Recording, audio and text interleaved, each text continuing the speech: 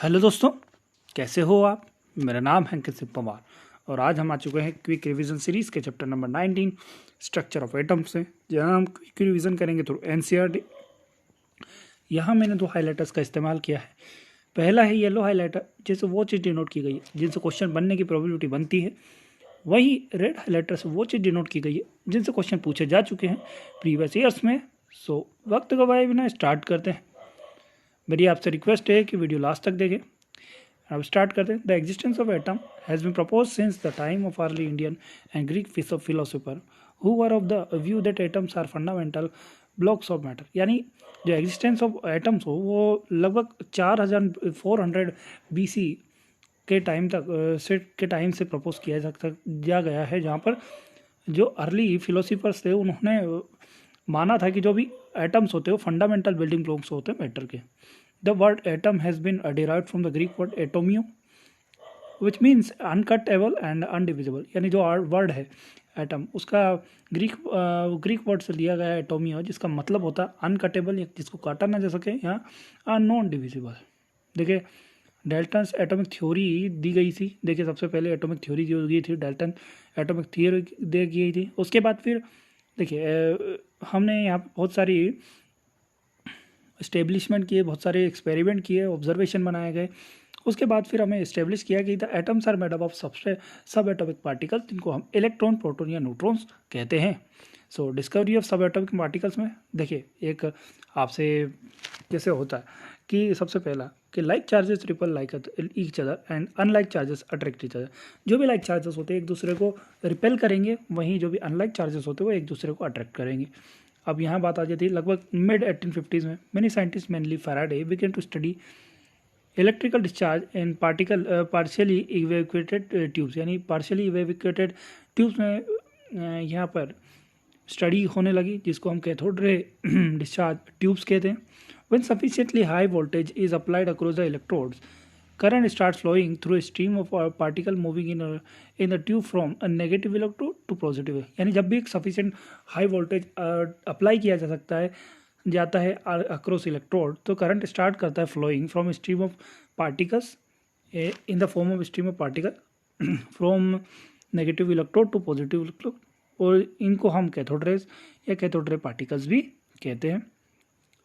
The results of this experiment क्या क्या हुआ था समराइज किया था। पहला, the cathode ray from cathode and move towards anode. यानी स्टार्ट करती है कैथोड से और मूव करती है एनोड तक।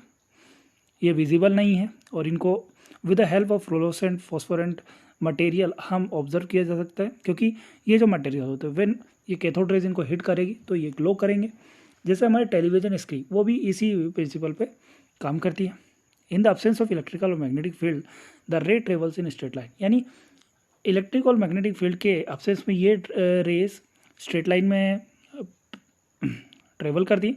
वहीं the behaviour is similar to negatively charge particle. यानी लाइक इलेक्ट्रॉन इसका बिहेवियर होता है, नेगेटिव चार्ज पार्टिकल इलेक्ट्रॉन उनकी तरह बिहेवियर करते हैं। Characteristic of cathode do not depend upon material of electrode and nature of gas present. यानी जो भी कैरेक्टरिस्टिक ऑफ कैथोड रेज है वो डिपेंड नहीं करती है मैटर ऑफ मटेरियल पे and nature of gas present, इन दोनों पे डिपेंड नहीं करती है। अब यहाँ charge to mass ratio of electron की बात कर ली जाए तो ब्रिटिश फिजिक्सियन J Thomson measure the ratio of electrical charge to mass of electron. यानी जे थॉमसन ने Q/m रेशियो मेजर किया था। अब इन्होंने क्या कहा था, the magnitude of charge on the greater the magnitude of charge on particle greater the interaction with electric और मैग्नेटिक फील्ड। यानी जितना ज़्यादा पार्टिकल पे चार्ज होगा उतना ज़्यादा उसका इंटरेक्शन इलेक्ट्रिक और मैग्नेटिक फील्ड में होगा। वहीं lighter the particle greater the deflection. जितना ज़्यादा पार्टिकल लाइट होगा उतना ज़्यादा ग्रेटर डिफ्लेक्शन होगा। वही बात करते थे स्ट्रेंथ ऑफ इलेक्ट्रिकल और मैग्नेटिक फील्ड होती है जो इंक्रीज करती है विद इंक्रीज इन वोल्टेज। यानी जितना ज़्यादा हम वोल्टेज इंक्रीज करेंगे उतना ज़्यादा स्ट्रेंथ ऑफ इलेक्ट्रिक या मैग्नेटिक फील्ड के थ्रू जो डिफ्लेक्शन होगा इलेक्ट्रॉन का वो इंक्रीज करेगा। अब Q/m रेशियो की वैल्यू 1.7 × 10⁻11 कूलम पर केजी। यहाँ पे m होता है mass of electron in KG और E होता है magnitude of charge electron in coulomb. अब charge on charge on electron की बात कर ली जाए तो जो आरए मोलिक्यूल थे उन्होंने ऑयल ड्रॉप एक्सपेरिमेंट के थ्रू हमें चार्ज ऑब्टेन किया। जैसे इलेक्ट्रॉन का चार्ज -1.6 इंटू 10⁻⁻19 कूलम, वही मास ऑफ इलेक्ट्रॉन यहाँ से डिटरमाइन किया 9.1 इंटू 10⁻31 kg दिया गया। अब बात आ जाती है आगे discovery of proton and neutron. देखिए जो भी the electrical discharge carried out in modified cathode ray led to the discovery of canal. यानी यहाँ पे हम मॉडिफाइड कैथोड रे के डिस्कवरी डिस्चार्ज के कारण हमें केनाल रेस की डिस्कवरी हुई। अनलाइक इनकी जो प्रॉपर्टीज थी वो क्या थी, unlike cathode rays mass of they are माथो positively charge depend upon nature of gas. यानी कैथोड रेस के विपरीत ये जो मास ऑफ पार्टिकल जो पॉजिटिवली चार्ज पार्टिकल है वो डिपेंड करेगा नेचर ऑफ गैस पे and positively charge gases at ions पे। The charge to mass ratio of particles depend on gas. यानी जो Q/m रेशियो है वो गैस पे डिपेंड करेगा। वहीं some positively charge particle carry a multiple of 1000 fundamental unit. यानी जो भी पार्टिकल्स होते हैं उनमें मल्टीपल ऑफ फंडामेंटल यूनिट का थाउजेंड्स ऑफ यहाँ पे multiple of fundamental units carry करता है। बिहेवियर की बात करते हैं तो जो बिहेवियर होता है अपोजिट होता है इलेक्ट्रोड और कैथोड रेस के। The smallest and the lightest positive ion was obtain from hydrogen was called proton. यानी जो स्मॉलेस्ट और लाइटेस्ट पॉजिटिव आयन था जो हाइड्रोजन से ऑब्टेन किया था उसे हम प्रोटॉन कहते हैं। ये वहीं हमने देखिए जब प्रोटॉन और इलेक्ट्रॉन की डिस्कवरी हो गई तो फिर वहाँ से इलेक्ट्रॉन जो न्यूट्रल इलेक्ट्रिकली न्यूट्रल पार्टिकल थे उसकी डिस्कवरी की भी यहाँ हमने नीड फील हुई थी। तो इसलिए जेम्स चाडविक ने 1932 में इलेक्ट्रिकली न्यूट्रल पार्टिकल जिनका मास थोड़ा सा स्लाइटली ग्रेटर होता है प्रोटॉन से उनको डिस्कवर किया, जिनको हम न्यूट्रॉन्स कहते हैं। आगे एटॉमिक मॉडल्स की बात कर लेते हैं। देखिए the major problem before scientist after discovery of sub atomic particles were. यानी सब एटॉमिक पार्टिकल्स की डिस्कवरी के बाद जो मेन चैलेंजेस थे साइंटिस्ट के साथ वो था पहला to account the stability of atom. यानी स्टेबिलिटी ऑफ एटम को डिस्क्राइब करने की ना to compare behaviour of element in term of both physical और केमिकल प्रॉपर्टीज। यानी फिजिकल और प्रॉपर्टीज जो केमिकल प्रॉपर्टीज उनके टर्म में बिहेवियर ऑफ एलिमेंट को कंपेयर करना and to explain the formation of different kind of molecules by combination of different atoms. यानी यहाँ पे जो भी डिफरेंट काइंड ऑफ मॉलिक्यूल के फॉर्मेशन को हमें एक्सप्लेन करना।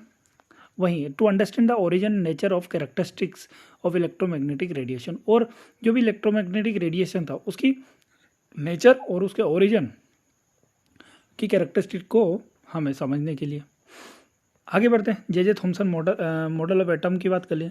J Thomson in 1898 the positive charge is uniformly distribute. जो भी पॉजिटिव कहा था कि देखिए पॉजिटिव चार्ज यूनिफॉर्मली डिस्ट्रीब्यूट होता है in such a manner that electron are emitted in it in such a manner to give most stable electrostatic arrangement. यानी यहाँ पे क्या होता है कि जो भी पॉजिटिव चार्ज और नेगेटिव इलेक्ट्रॉन होते हैं वो यूनिफॉर्मली इस तरीके से डिस्ट्रीब्यूट किए जाते हैं कि इनसे मोस्ट स्टेबल इलेक्ट्रोस्टैटिक अरेंजमेंट बनता है, जिसे हम प्लम पुडिंग या रेसन पुडिंग या वाटरमेलन मेथड कहते हैं। An important feature for the of the model is that the mass of atom is assume to be uniformly distributed over atom. यानी यहाँ पे जो इंपॉर्टेंट फीचर वो यह था कि जो भी मास ऑफ एटम है उसको अज्यूम कर लिया जाता है कि वो यूनिफॉर्मली डिस्ट्रीब्यूटेड होता है ओवर द एटम। अब बात करते हैं, देखिए विल्हेम रोएंटग ने लगभग डिस्कवर किया था एक्सरेज को, जो कि these rays are of very short wavelength की होती है, जिनमें पोजेस करती है इलेक्ट्रोमैग्नेटिक कैरेक्टर को।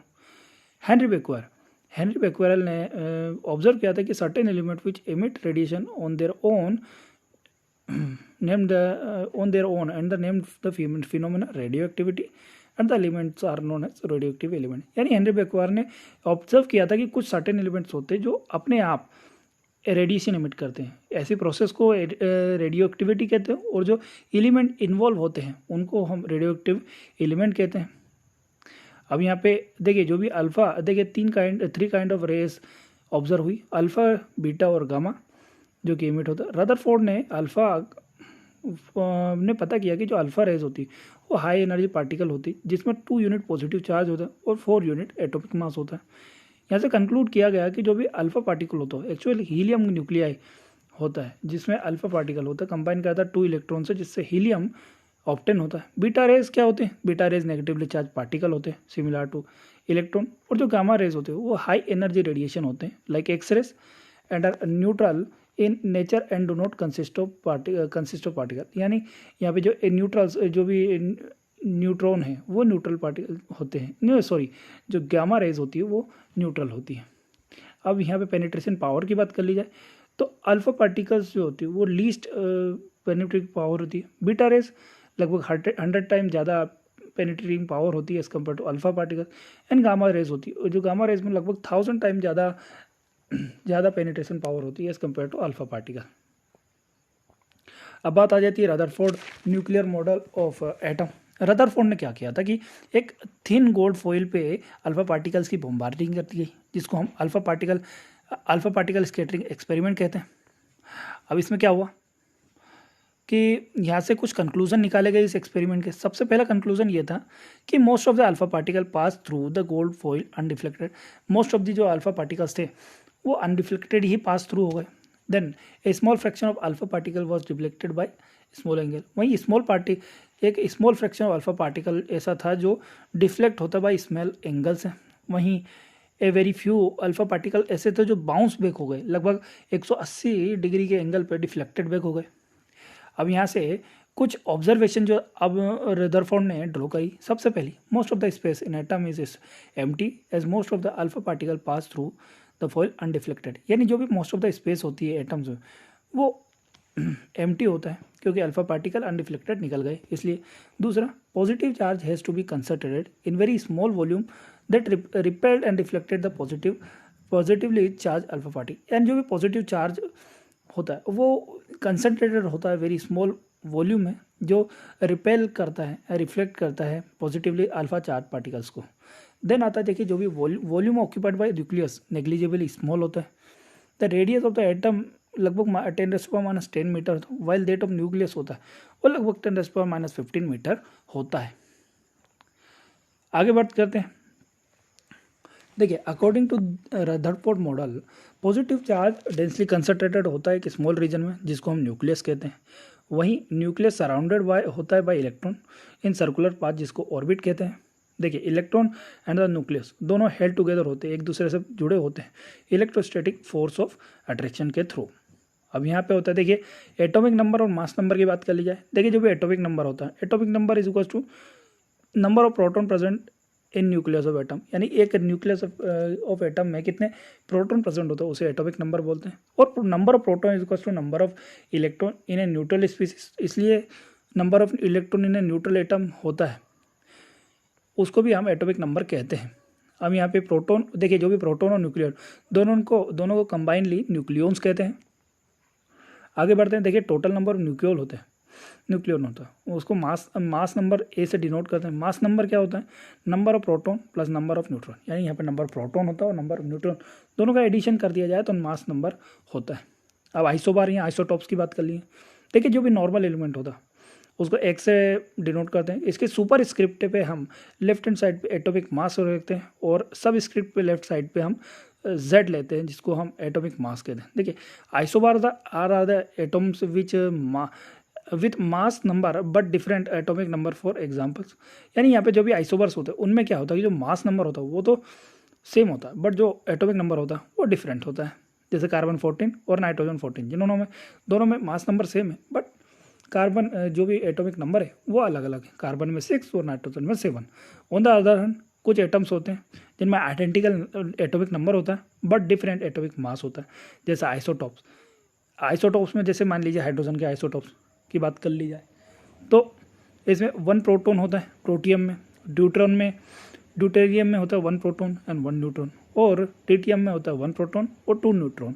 ऐसे करके हमें पता चल जाता है कि यहाँ पर प्रोटियम और ड्यूटेरियम और ट्रिटियम में तीनों में ही एटॉमिक नंबर सेम है बट एटॉमिक मास अलग होता है।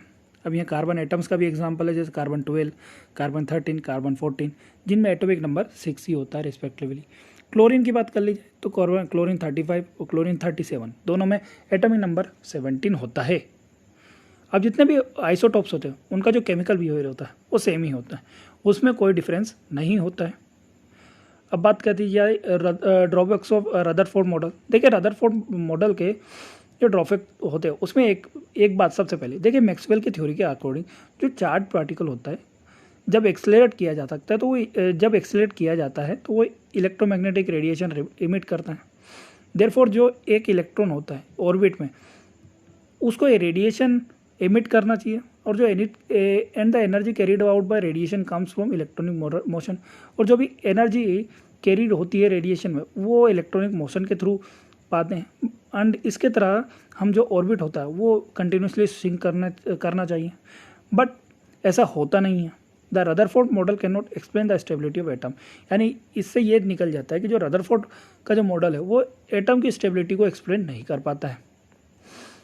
आगे it says nothing about distribution of electron around the nucleus and the energies of this electron, यानी जो भी इलेक्ट्रॉन का डिस्ट्रीब्यूशन होता है अराउंड न्यूक्लियस उनके बारे में भी इसने कोई बात नहीं करी, and energies of this electron और उन इलेक्ट्रॉन्स की जो एनर्जी है उनका भी कोई ध्यान रखा नहीं गया।